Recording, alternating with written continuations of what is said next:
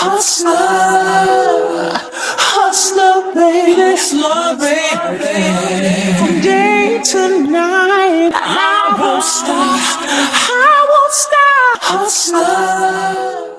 Every day we do things that we don't want to do, but we have to do it to survive. It's all set up for destruction, man. Either you had a wicked jump shot or you sling crack rock. That was our choices right there. I'm from a city where it's false hope. In this, the world's wealthiest nation, I'm from a city where it's false hope. almost 1 out of 4 of our children lives in poverty. I'm from a city where it's false hope. And race is a factor. And race is a factor. I'm from a city where it's false hope. Nearly half of all black children and a third of all Hispanic children are poor. A ton of cocaine, pure cocaine worth hundreds of millions, is smuggled into the United States. Sound familiar? Not the way this ton of cocaine got here. This drug shipment got here in partnership with the Venezuelan National Guard. Young kids across America made a decision to escape poverty by any means necessary. With America being the #1 consumer of drugs, the game begins. The game begins. The game begins. This is an issue of great concern. There was a suspicion in our community that the African American community was a target of a campaign to provide crack to them. This shit on the street is garbage. It's good. It's washed with acetone and kerosene. This is the best product. And you're gonna be the only one in the street holding this. In the streets of East Oakland, one man's name is synonymous with survival, street smarts, and power. Darryl "Lil D" Reid. A figure whose rise to notoriety became as much part of the city's narrative as the very blocks he walked. The 1980s were a time of change in Oakland. A city rich with culture and creativity, but also battling crime and poverty, and the drug epidemic that swept across America. In these streets, Lil D wasn't just another face in the crowd. He became a hustler, a businessman, and a legend in his own right. Cause I'm really from Oakland now. Enjoy this morning. It's calm, it's quiet, it's clear, and not a single bit of fog across the Bay Area. Oakland, California history is unique and diverse, dating back to the gold rush era in the 1800s. Over a century later, that rich history continued with the founding of the Black Panther Party for self-defense in October 1966 by Huey P. Newton and Bobby Seale, who met at Merritt College in Oakland. We use the Black Panther as our symbol because of the nature of a panther. Panther doesn't strike anyone, but when he's assailed upon, that he'll back up first. But if the aggressor continues, then he'll strike out. Number 1, we wanted power to determine our own destiny in our own black community. Number 2, we want decent housing fit for shelter of human beings. Number 3, we want full employment for our people. Oakland also became the base for many movies being filmed, including Hell's Angels in 1928, The Matrix Reloaded, and the cult classic The Mac, which was based on the true story of Oakland's underworld and their war with the Black Panther Party. Despite the tension, the opening scene was shot in Oakland, with all proceeds going back to the Black Panthers breakfast program.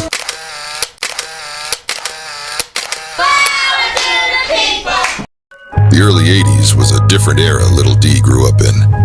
He was exposed to the drug game at an early age through his uncles, who was part of the 6ix9ine mob, which stood for My Other Brother, an organization from the 6ix9ine Village apartment complex, and Felix Mitchell, the largest heroin dealer to come out of California at that time, and also the father of Lil D's younger cousin. At 12 years old, he soaked up game, riding around in Rolls Royces and limousines with Felix Mitchell. Lil D started putting his hustling organization skills to work early, scalping tickets at the Oakland Coliseum, making $100 to $300 daily. By the time he was 14 years old, he built a 5-man team on his block selling weed, making between $5,000 to $7,000 a day.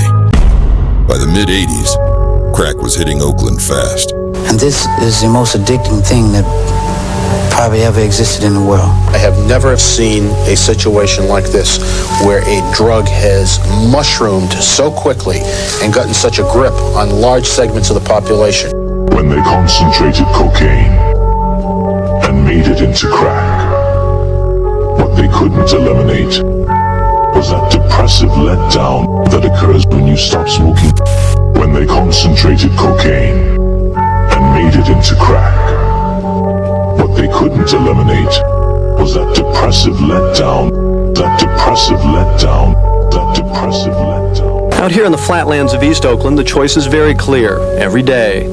You can take the high life, sell the drugs, drive a fancy car, wear the heavy gold chains, or go slow, hang around the playground on your days off, nothing but change in your pocket, and play basketball all day. Either you're slinging crack rock or you got a wicked jump shot.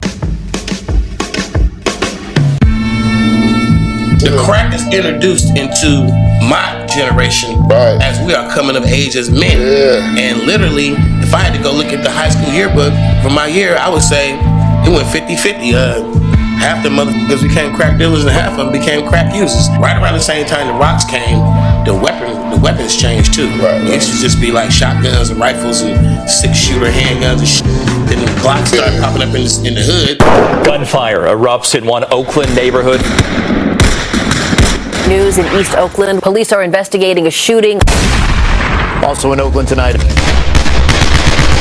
Police say that a man was shot several times. No word yet on any suspect description or any arrest. We'll certainly follow this story for you as it unfolds there in East Oakland and bring you more information as we get it.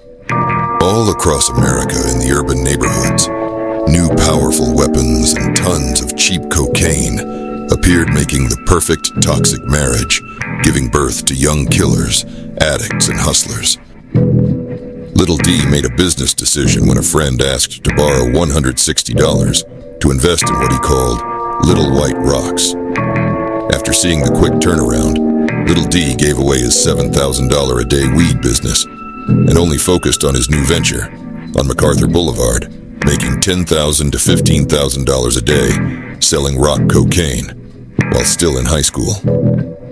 Contrary to what people believe, Felix Mitchell did not put Little D in that position. He made himself a boss from a 16th of cocaine, which only cost him $160. He implemented a rule of not mistreating the addicts who purchased drugs from his organization, and also formed the alliance with other neighborhoods that was once rivalries. This corporate structure of workers and rules was known as LDI, Little D Incorporated.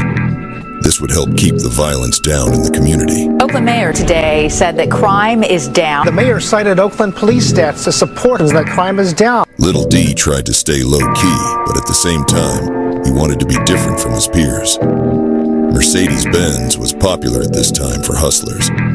But while visiting an exotic car dealership, he saw a red car with a blue top and asked, "What is that?" He was told it was a Maserati, and Little D said, "I want that," and bought the red Maserati that day on the spot. At 18 years old, it didn't stop there. He would continue to purchase exotic cars.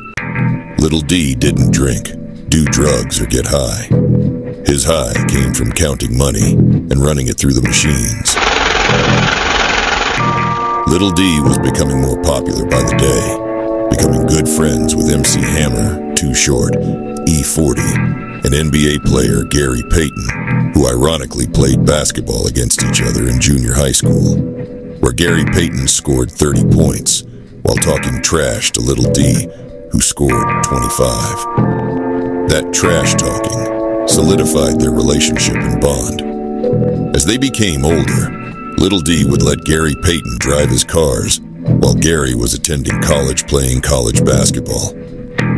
With so much money and organizational skills, Little D became a threat. The streets was not only watching, but they was talking.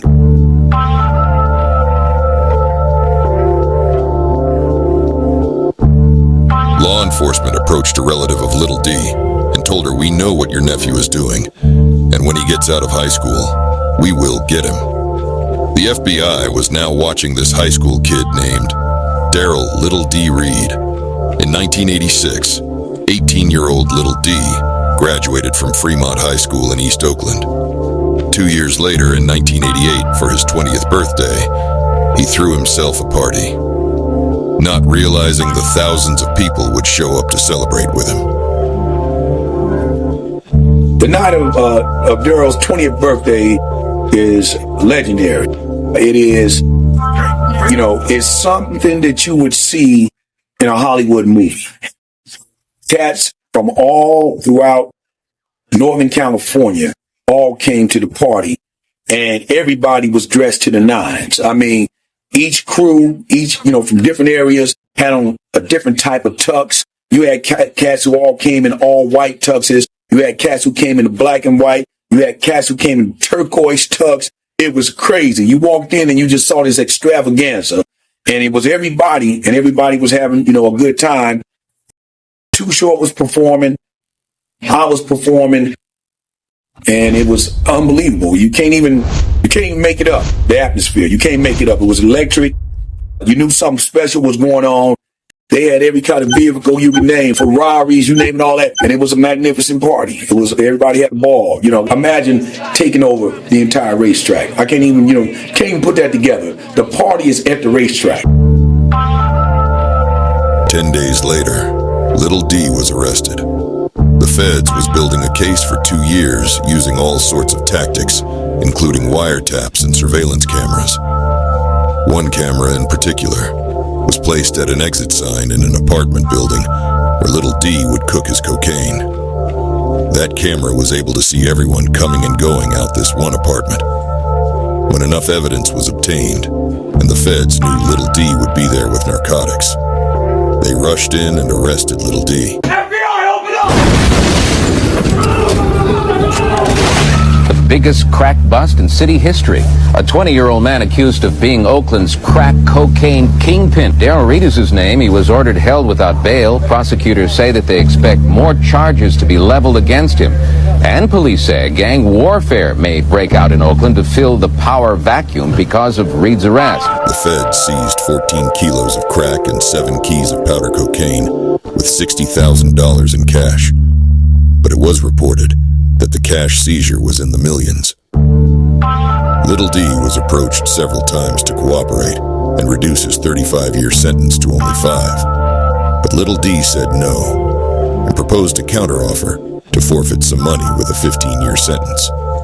The FBI said no. Lil D took his case to trial, spending over $200,000 on lawyer fees, but was found guilty of conspiracy to distribute crack, manufacturing, possessing with the intent to distribute, and the use and carry of a firearm during a drug transaction.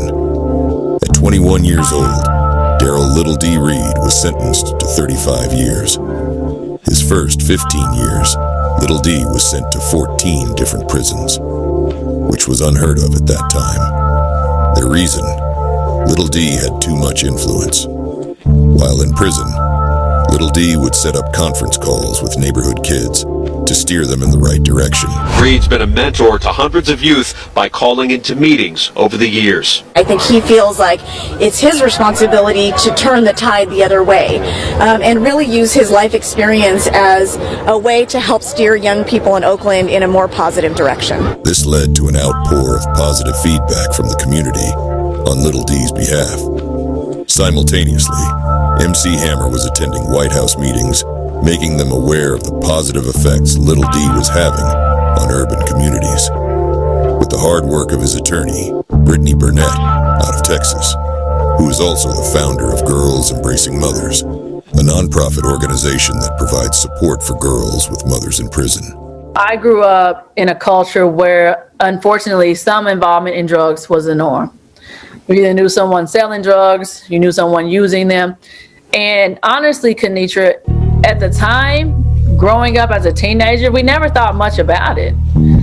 And looking back now and seeing how my clients have been impacted by the system, all of my clients are serving life without parole sentences under outdated federal drug laws.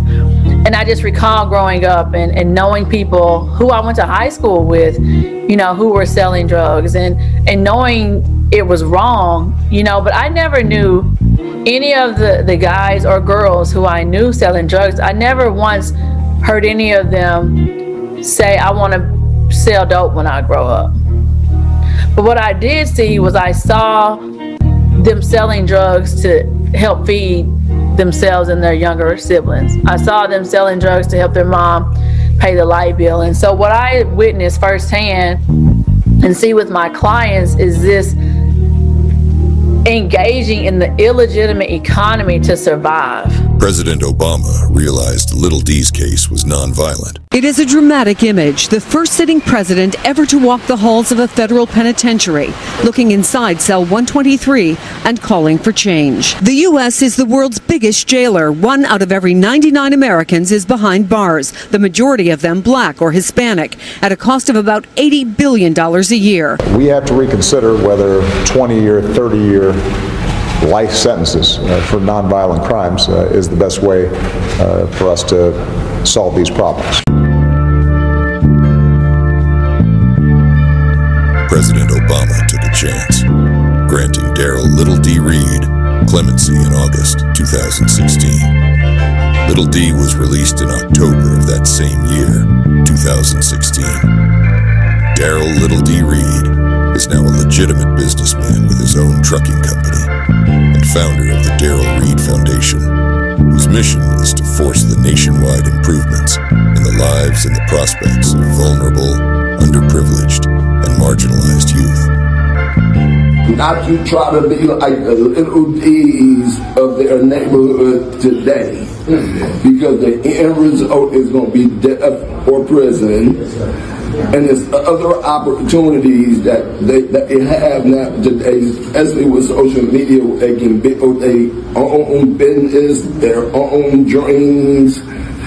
Just don't go down the path that dudes like myself went down now. Go down the path I'm going down now with starting your own business, being a promoter, whatever you have a passion for, just don't let the neighborhood Lil D's, man, influence you to try to be the biggest D-boy in your city, because for one, I caused a lot of harm to my community when I was young, but I was in my teens, man. I went to jail when I was 20 years old. I didn't know what it was going to do in 20 or 30 years when I was out there selling drugs.